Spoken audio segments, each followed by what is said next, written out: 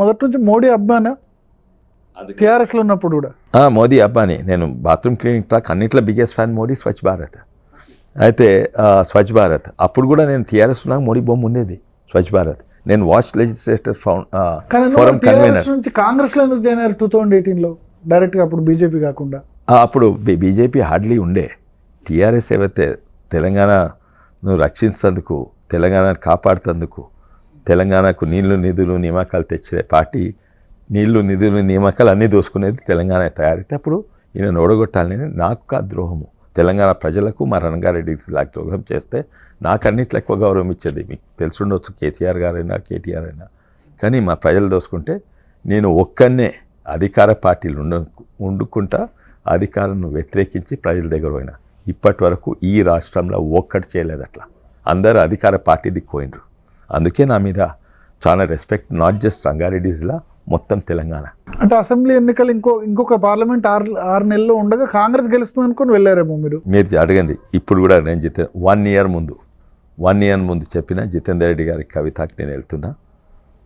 నేను ఈ పార్టీకి సూట్ కాను, నాకు ఈ పార్టీ సూట్ కాదు. ఎందుకంటే మొత్తము యూటర్న్ చేసిన పార్టీ తెలంగాణ మీదకి తీసుకొని తెలంగాణ అప్పులు పాలు చేస్తుందని 1 ఇయర్ ముందు, 6 మంత్స్ ముందు. తెలంగాణలో లేదు, కేవలం కేసీఆర్ ఓడించేందుకే జాయిన్ అయ్యారు. అప్పుడు అదే ఛాన్స్ అంటే కేసీఆర్ ఓడినేస్తాను, తెలంగాణను వీళ్ళ దగ్గర తోటి బచాయించేందుకు, తెలంగాణను రక్షించేందుకు. అప్పుడు బీజేపీ రక్షించగలిగేది అంత శక్తి లేకుండే బీజేపీ పార్టీకి 2019లో. వీళ్ళని వాళ్ళంటే అప్పుడు వీళ్ళతో ములాఖాతే ఉండే, టీఆర్ఎస్ బీజేపీ మధ్య సంబంధాలు బాగానే ఉండే. అప్పుడప్పుడే కొంచెం టైట్ ఉండే, చూసినాం అదే బిగినింగ్. అంటే అసెంబ్లీ ఎన్నికలు సపోర్ట్ చేశారు. ఇప్పుడు గ్యారంటీ ఏంటి sir? TRS BJP hand in glove కాదని, టీఆర్ఎస్ బీజేపీ రెండు హ్యాండ్ ఇన్ గ్లవ్ అని అంటున్నారు. కాంగ్రెస్ రేవంత్ రెడ్డి అన్నారు ఇన్ఫాక్ట్ అదే ఇది డమ్మీ క్యాండిడేట్స్ పార్టీని 5 చోట్ల డమ్మీ క్యాండిడేట్స్ నిలబెట్టారు. వాళ్ళు డమ్మీ క్యాండిడేట్స్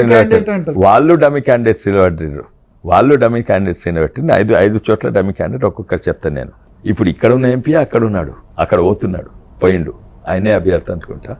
అయితే వాళ్లకు లావాదేవీలు ఉన్నాయి, వాళ్లకు ల్యాండ్ డీలింగ్స్ ఉన్నాయి, మాకు కాదు. వాళ్ళు అప్పుడు ఆరోపణ పెట్టింది ఏంటంటే మేము కవితను అరెస్ట్ చేయలేదు, అందుకే వీళ్ళు కుంభక్కయ్య. ఇప్పుడు కవితను అరెస్ట్ చేసినాం, ఇప్పుడు ఏమంటుండ్రు? ఇప్పుడు మీ కవితకు బెయిల్ ఇవ్వలేదు కనుక మీకు కుంభక్కయ్యండి. కవితకు బెయిల్ ఇచ్చేది మేమా, కోట్ల? గాయంతో కూడా తెలియకుంటే ఇవన్నీ కూడా ఎవరైతే ఒకవేళ ఎలక్షన్ స్ట్రాటజిస్ట్ కాంగ్రెస్ పార్టీ నడితే ఇవన్నీ ఉంటాయి. ఎలక్షన్స్ కొరకు ఏదో ఒకటి. చేవల్లో టీఆర్ఎస్ అభ్యర్థి కాసాని జ్ఞానేశ్వర్ డమ్మీ అని ఇండైరెక్ట్ గా అన్నారు రేవంత్ రెడ్డి, కాదా? అది మంచిది కాదండి. తను ఒక పెద్ద మనిషి, ఏజ్లో కొంచెం ఉన్నాడు, ఓ రెస్పెక్టబుల్ మనిషిని, ఆ రెస్పెక్టబుల్ మనిషిని డమ్మీ అంటే మంచిది కాదు. ముద్దిరాజ్ కమ్యూనిటీలో ఆయన గొప్ప వ్యక్తి. సికింద్రాబాద్లో ముద్దిరాజ్ సెంటర్ అని పెద్ద కట్టిండు, పెద్దగా అయిండు. ఆయనకి ఏమన్నా ఉండొచ్చు, కానీ ఆయన మరీ డమ్మీ అనేది తప్పు. ముద్దిరాజ్ కమ్యూనిటీ అన్నిట్లో పెద్ద కమ్యూనిటీ. పరిగిలా, తాండూరులా, మల్కాజ్గిరి క్యాండిడేట్ కూడా ఆయన అన్నాడు, మిగతా చోట్ల కూడా ఇప్పుడు ఆయన హైదరాబాద్ డమ్మీ పెడతాడా? సరే, ఇప్పుడు ఆయన హైదరాబాద్ ఎందుకు? ఆయనకి ఏం చేయాలి? హైదరాబాద్ డమ్మీని పెడతాడా?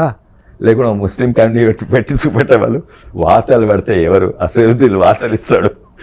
మంచి ఫిరోజ్ ఖాన్ నిలబెట్టే వాళ్ళు అక్కడ డమ్మీ ఎవరు పెడుతున్నారు? వాళ్ళు పెడుతున్నారు. అండ్ పెద్ద మనిషిని డమ్మీ అన్నట్టు కరెక్ట్ కాదు. అది కూడా ఇవన్నీ రేవంత్ రెడ్డి గారు కాదు, కాంగ్రెస్ పార్టీని నడిపించేది ఒక కిరాయి తీసుకున్న రేవంత్ రెడ్డి మంచోడే కానీ కాంగ్రెస్ పార్టీ మంచిది కాదంటారు. కాంగ్రెస్ పార్టీ కూడా right man in wrong party అనవచ్చు, అందరిని అంటారు, నన్ను కూడా అదే అంటారు. నేను ఏ పార్టీలోనే అదే అంటారు. నేను టీఆర్ఎస్ ఉన్నప్పుడు రైట్ పార్టీ, కాంగ్రెస్ ఉన్నప్పుడు ఇప్పుడు కూడా అంటారు right man in wrong party. అయితే ఇది మెయిన్ ఏంటంటే కాంగ్రెస్ పార్టీ ఎంత బలహీనంగా అయిందంటే దాన్ని నడిపేది ఒక ఎలక్షన్ స్ట్రాటజీస్ నడుపుతున్నారు. కాంగ్రెస్ పార్టీలో కూడా చాలా మంది